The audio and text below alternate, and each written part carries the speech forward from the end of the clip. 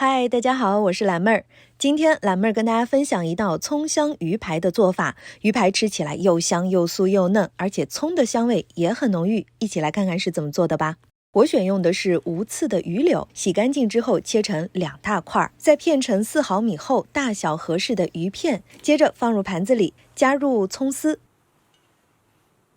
倒入一点料酒，加一点辣椒面，再加一点白胡椒粉，加盐，拧入一点鸡汁，把它抓匀了。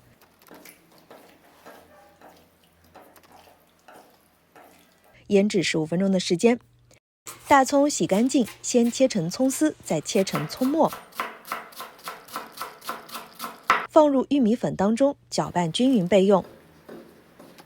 碗内打入1个鸡蛋，加一点玉米淀粉，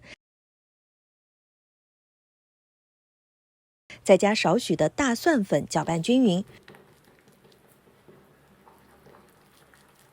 调成浓稠，呈现水流状的糊糊备用。把腌制好的鱼片先放入蛋液当中，均匀地裹上一层蛋液，接着再放入玉米粉中，均匀地沾上一层玉米粉。锅内的油温烧至筷子放进去起密集的泡泡，这时候就放入鱼排炸制。炸到鱼片漂浮，而且表面的葱粒焦黄，就可以出锅了。